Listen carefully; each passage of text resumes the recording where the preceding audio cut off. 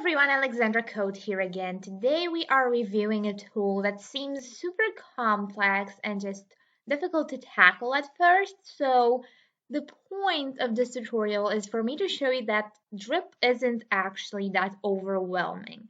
In fact, it does have a lot of things in common with other tools you might be used to, like MailChimp, Intercom, and really the interface is super intuitive that once you get started, you don't even need any training to start working with Drip. So after setting up your Drip account, the first thing you want to do is start to add in data. Now, the easiest way is to sync maybe MailChimp directly with Drip, and this can be done literally in just a couple of clicks.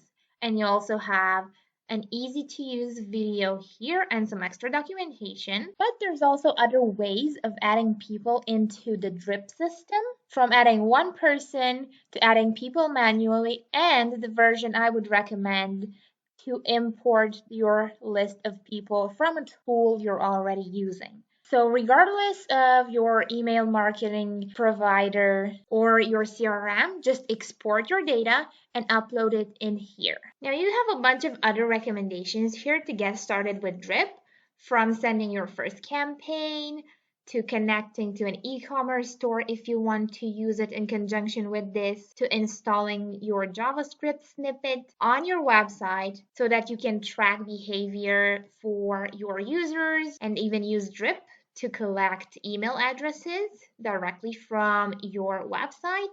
You can also confirm branding. Just choose your industry so that you can get tailored insights and recommendations.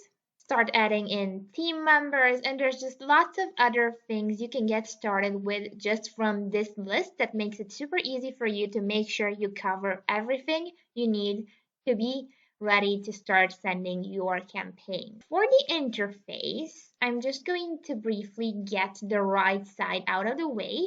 Here you have some of your account and user settings. And from here you can manage your subscription. Then you have the search box where you can search for really anyone, like a lead, a subscriber, anything like that. And then you have here some important updates from Drip to make sure that everything is up to date. Now, the first thing that matters with Drip is the people that you add into your system. So heading over to people, you will have your active subscribers. And from here, you can always add more people using the methods I've already walked you through. So if you have, for example, someone who says they want to subscribe to your newsletter, you can just get your permission and add them here manually with a single click. Or you can always just import your list of people from other places. And of course, they will also be added directly into Drip if you went through the install your JavaScript snippet step, which really is just getting the snippet, having your developers place it on your website, and you're good to go.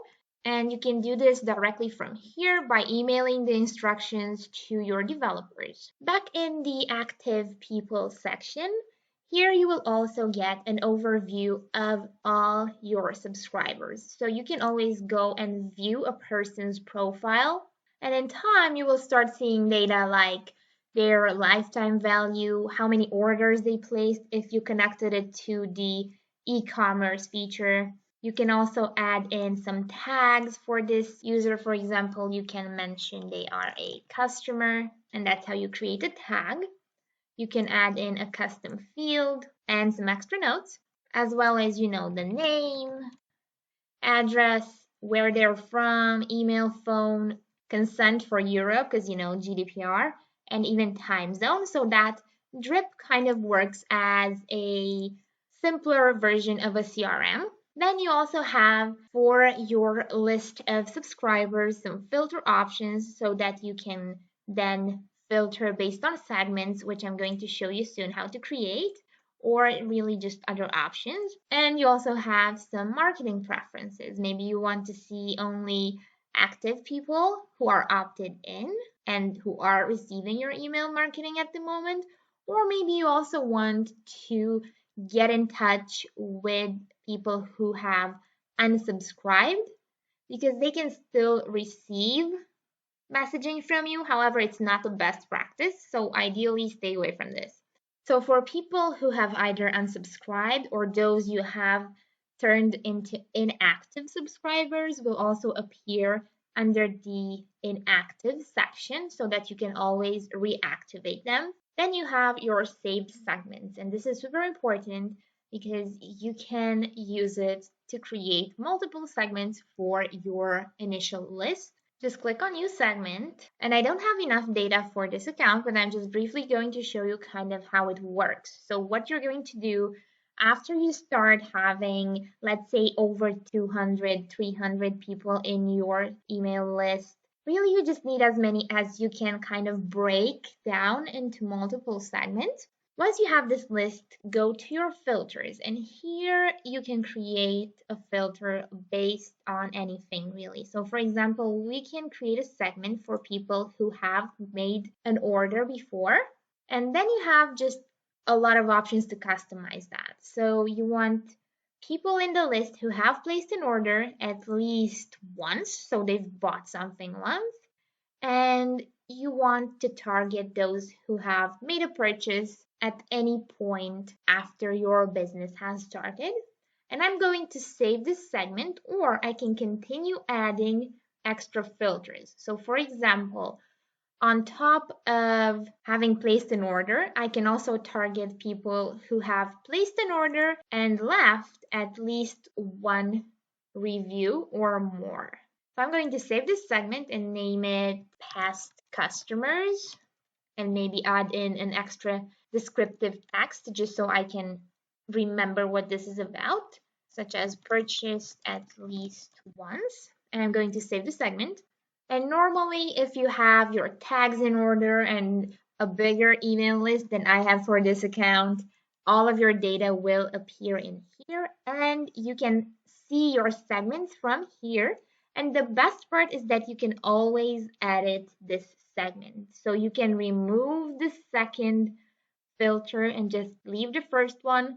And this is when the segment list gets updated. So in our case, the list will be bigger as it will include people who haven't yet left a review. Now next we have tags. So here you can use anything like an industry. So for example, maybe they are in marketing or in SaaS or in B2C. It depends how general or specific you want to go.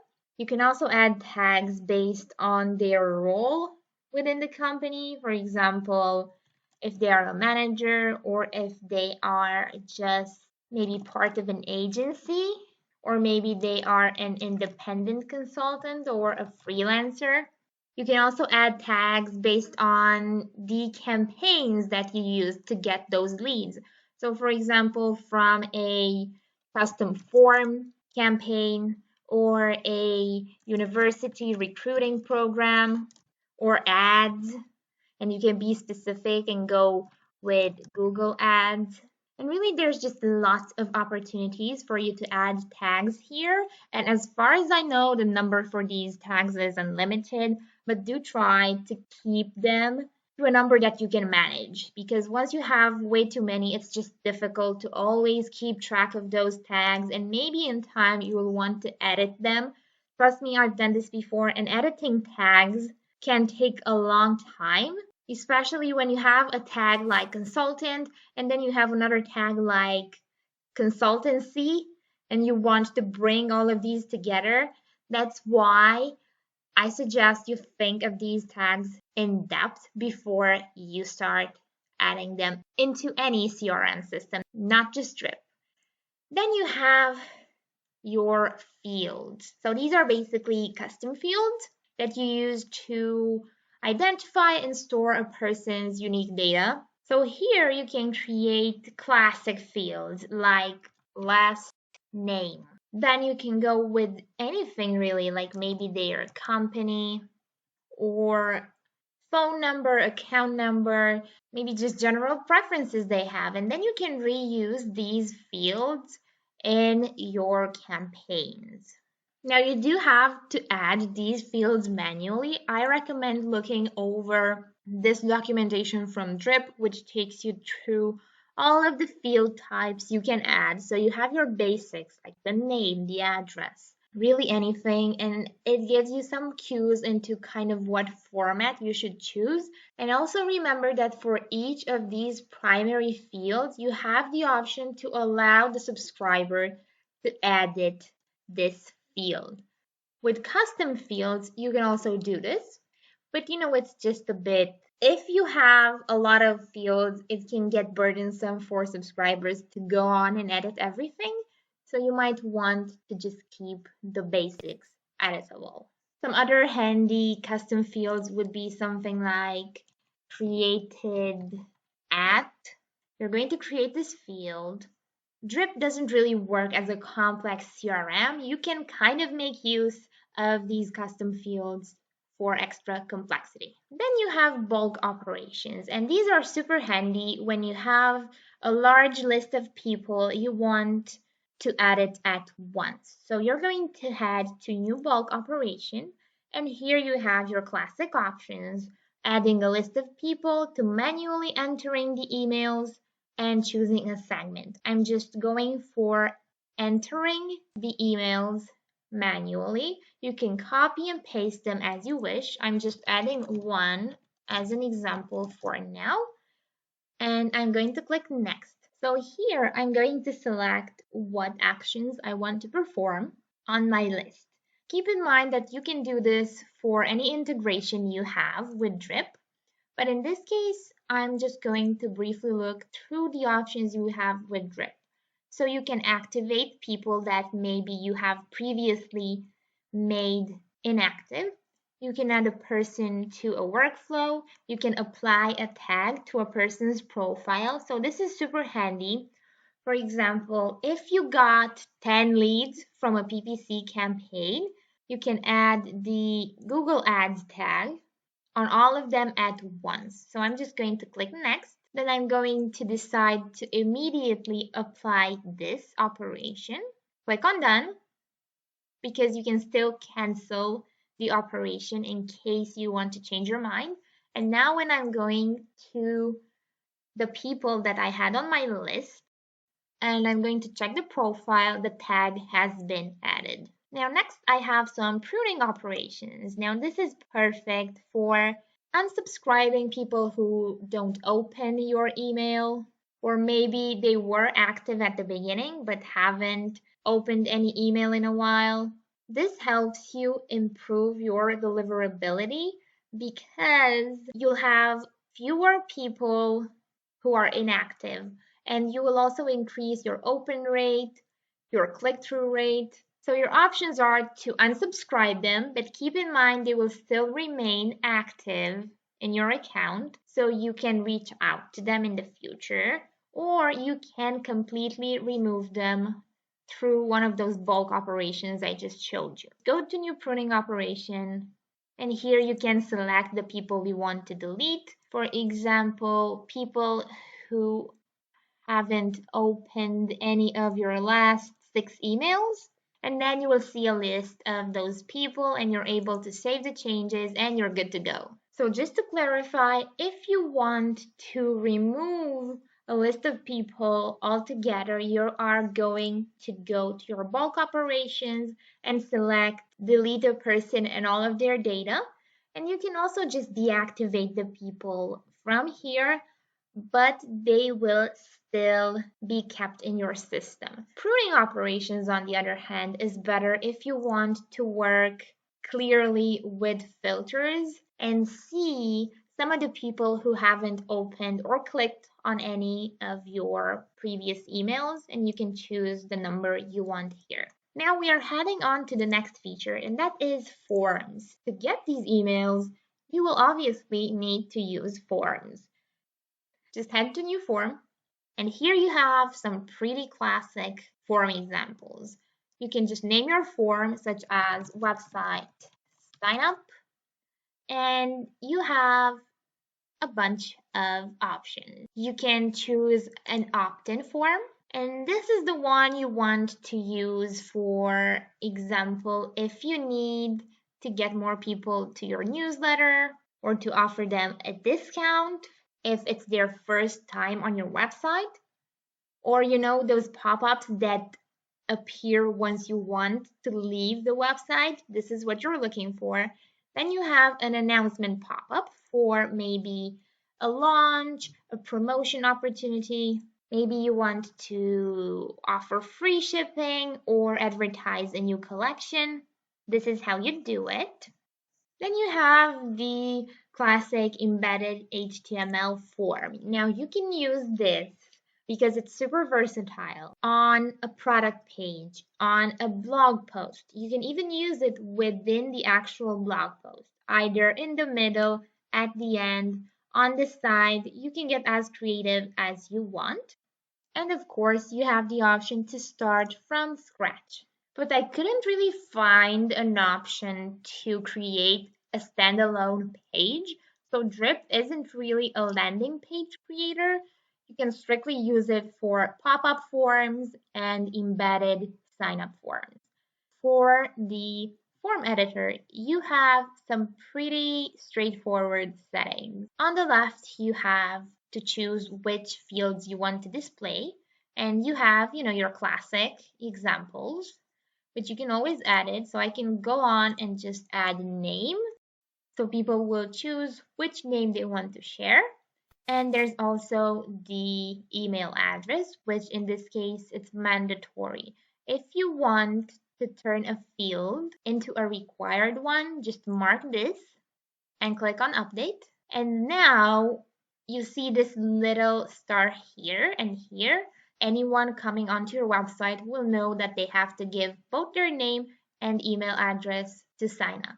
You can always add extra fields as you wish. For example, phone number, and then opt for a text format, add it in here, and the field will appear here. As you see, it's not required, but as an idea, try to keep forms short so people don't have to give a lot of details. You can even just go for something as simple as an email address, and that's it. Then you have your design options. So of course, to change the background color, the pop-up size. Then you have some text options, and this is where you get to change the text according to your needs. So you can just change maybe this template here or add your own text. Then you have the button options. When you're creating a design, just remember to keep the same branding that your website has. One thing I like about Drip is that it gives you a lot of field options so that you can really change everything you want. Of course, you have your image, which can be just a logo or a preview of what you have to offer. Click on done. Then something else that's super fun is the behavior. So you can decide when you want people to see this pop-up. So if you go for once the visitor scrolls to a point on the page, the pop-up can appear after they've looked at half of the article or at the very end of the page. And you have this in here. So it's super simple to put together. You don't need a developer for this. And you even have a delay before it reappears. So you can maybe decide to just never display it again over the next couple of weeks. And really here you have all of the situations you can think of, and you can even display a certain pop-up to a specific segment that you've created. So for example, you can have a pop-up for people who haven't made any purchase or people who haven't left a review. You can even hide pop-ups for specific segments. You might want to first head to the style section when choosing these behavior options, because this is where you get to choose among the classic pop-up form that appears after a time delay or as people scroll down a page. Or you can choose the exit intent pop-up. So when someone wants to leave a website, they will first get the exit intent pop-up. You also have a side tab pop-up, which doesn't cover the entire screen, and of course a minimal HTML form style, which is a bit more advanced and will require the help of your developers. Now, finally, you have the post submission message option, what you want to display once a person has signed up. You also have the option to activate double opt-in, and this is what I recommend you do if you are in the European Union, if you sell to people in Europe, as well as if you want to keep up with the latest Apple iOS update, because without this double opt-in, there's a higher chance for you to start getting lots of bots and fake emails. So do activate the double opt-in. Another thing I'd recommend is to create a custom post confirmation page. So instead of displaying just this simple thank you for signing up, you can lead people to a custom page where you can get creative and maybe offer some extra content, some extra freebies, rather than just a simple thank you. And don't forget, you also have the automation option. So if someone subscribes to, let's say, your newsletter via this form, you can add a tag, and every new lead coming from your website will have this tag attached. Then just click on done, and you can click on activate pop-up. To do this, again, you have to install your drip snippet. Now, do remember you have some form templates in here as well. And this is basically a library that you can use for inspiration, or you can always just create your own templates from scratch. So now that we have some subscribers and we know how to start growing our email list, how about we start creating our first single email campaign? So this is for when you want to create a targeted one-time email that you want to send either to your entire list or to a specific segment. Just head over to new single email campaign. Let's just say we are promoting our affiliate program campaign. So I'm adding a brief title and just add whatever you want for the description. Remember that people will not see this. Then I am going to select a segment I have, and then I'm going to work on the email design. Here you have your classic options to start from scratch. Then you have basic templates based on columns and a few examples to start with. Remember, you can always create a simple text-based HTML email that works great in most cases where you want to maintain a friendly conversation with your clients. For other types of promotional emails, you might want to choose something like this. For announcing our fictitious affiliate campaign, we can either use simple HTML-based emails or go for something that's more visual, maybe without so many images. In this situation, I'm just going to briefly show you how the email editor works. You have here at the top your sender's name, so you can add something like Alexandra from, and you add the company name, or just keep your full name, just your company. Then you can change the subject line, the pre-header. So this is the description, that little tiny snippet that appears in the inbox after the subject. Now on the left side, you have multiple options for adding sections and elements. So a section is essentially going to contain multiple of these elements. So for sections, you just drag it and drop it wherever you want it. And then you're going to start adding some elements. So for example, let's say I want an image here. And you can choose an image, add a link on top of the image. You can then add some text, maybe here under the image.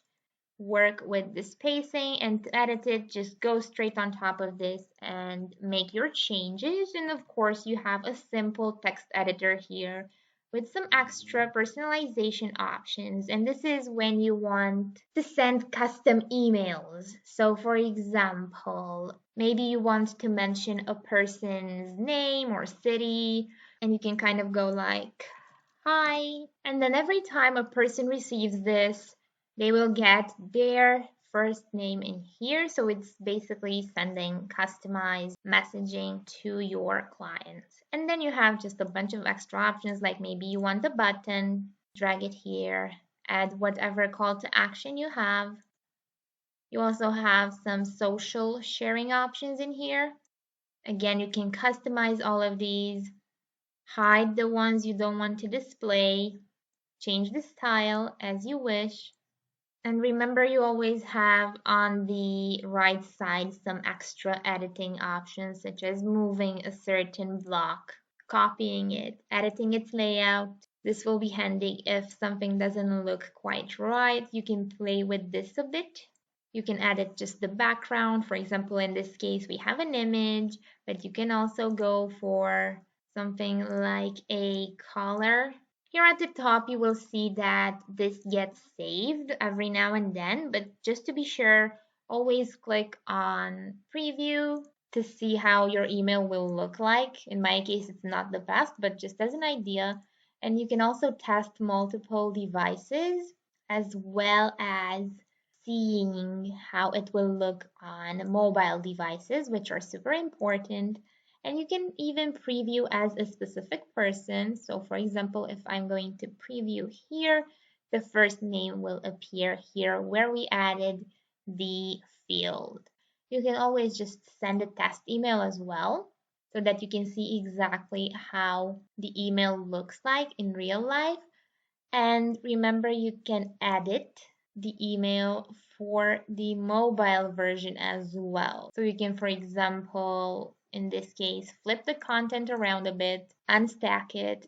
And for example, when we flip this, let's say we have these two pictures here. Now, when you head to the desktop version, the pictures are kept on the right side. So you're editing essentially two different email layouts, but keep in mind that Drip does optimize your emails quite well for mobile. Now don't forget to click on Done Editing. So now you basically have your details, your list, your design, and you can always just preview it again. You can add some split test variations here, which you can, for example, test your subject line. From here, you edit your settings, like if you want to send it to everyone, or if you want to send it to maybe just half of the people in your list. And you can also decide how long you want the test to run for and what the winning criteria is. And here you have your original title, which is the control version, and you can add your variation. And the variation is something like check our affiliate program or anything like that. And now you are set to go. You can just send it straight away, or you can schedule. These are just basic options for most email marketing tools. And you also have this super handy option to resend an email to people who haven't opened the first one. And here you have to add in your settings. So for example, you can resend an email after 5 days and even change the subject line. So add something like, hey, you missed this and you might want to check it out. And then you're just going to schedule it and it's good to go. Before I move on, I just wanted to say that I love Drip a lot and I wish I had used it before I started my newsletter in MailChimp. The problem is that Drip doesn't really have a free version. You can test Drip for free with a new account like I'm using for this tutorial. So you have 14 days and you can use those days to send a couple of emails, but then you will have to just move your contacts into a different place. After that, the tool isn't that expensive. So if you have up to 500 contacts, it's basically $19 per month. And if you have more people on your list, the price is going to go up. And of course, you also have to pay extra for the SMS options. I've never used the SMS option, so I'm not going to take you through that, but just note that it's possible to integrate your email messaging with the SMS feature. And I don't think it's super difficult to do, but keep in mind it does work only with US numbers, and you have to pay as you go for the SMS messaging you are sending. But this is super handy for kind of staying top of mind beyond email. Just remember that you do have higher chances of people wanting to unsubscribe if you exaggerate and send way too many SMS messages. Now back to our email campaign creation, we also have, besides the single email, the email series. This feature is still in the Drip app. However, it doesn't really exist because it's basically been replaced by workflows. For any product launch, newsletter, announcement you have, you want to stick with the single email option. But back to our email series. If you want to send something like a welcome series, so once somebody signs up and maybe you want to send some extra educational information or you want to get them to onboard well or to just maybe start upselling your product, and really for any sequence of emails, you will want to use workflows. Before we jump to that, again, note you have the email templates in here. So if you create a template, you will always find it in here, and you can go ahead and create, instead of a campaign, a template from the start. So something like newsletter, and you can start creating your template in here, save it, and then you're going to always find it in your template so that you can reuse them for your campaigns. So now we're heading to the best part of Drip, and that is the workflows. And yes, you're going to love them. If you go here on workflow templates, you'll be able to find lots of ideas. Some of them are from big brands as well, so you can be sure that they work. Or just click here on the library of pre-built workflows or create a workflow from zero. Now, I'm just going to opt for a welcome series. For this tutorial, you can preview the workflow, see if you need any integration, because for some of them, like this one, you will need a specific integration to make it work. So I'm just selecting this workflow template. Do play with this if you want to create advanced workflows. The way this welcome series works is once a subscriber is created, they will get their first welcome email. Then 24 hours later, they will get another email. Then after 48 hours, they receive the third email with some customer reviews and social proof. Then after 48 hours later, the system analyzes whether someone has bought anything or not. If they did make a purchase, they will stop receiving these emails. If they haven't yet placed an order, they will receive one more email, and that's it. The sequence ends there. Let's just have a brief look at maybe a more complex workflow to kind of see some other opportunities that you have. Let's go with this one, which checks for people who are showing interest in your website but aren't making a purchase. Before you start making any of these workflows, do look over every single example to see how you can get creative and create your own. And honestly, you can even use these ready-made workflows. They will work fine for many things. For this, browse abandonment. So think of it as when somebody looks at a product page and then they leave, you can send them this series of emails. So let's say a person looks at a product page. The moment they look at it, the system automatically will set this, let's call it attribute or parameter, to the subscriber's profile. So in this case, the user gets one recorded visit, so they've been on that page once. In case that person looks at that specific product page more than 3 times, they will get an engagement email. And this just lets you remind them of the product or show them other alternatives or maybe even give them a special discount. And straight away in this workflow, you can see some of the stats you might have from your previous engagement email. I'm briefly going back to workflows so that we can look at kind of how the editor for the email workflows looks like in Drip. So the first thing you have to do, and this is super intuitive, is to add a trigger. So when the sequence of emails starts. So I'm just clicking on this and I have a bunch of options and just more events I can choose from. For example, once a person enters a segment, and this is what I've done manually, so I created the segment manually, but you can also automatically, gradually add people to that segment. So my trigger is going to be this. Once a person is part of my segment, so in this case, once they purchase something at least once, they will start receiving this workflow. Now keep in mind you can have multiple triggers so that you can send the same workflow to both your past customers and maybe someone who has submitted a form on your website or anything like that. So after setting your trigger, you want to decide what happens next. For past clients, we can apply a tag to them. We can move them from one email series to another, or we can send an email to that person.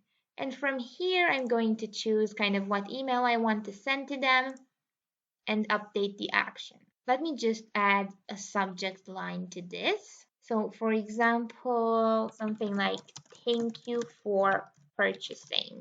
So you can say thank you for having made a purchase. And then after this, your flow can end or it can continue with something like maybe another email. So I'm going to choose again, send email to a person. And this email is going to be something like talk about us to a friend. So if you want to get your past customers to recommend you to their peers, you can send another email. And here in between, you want to add a delay.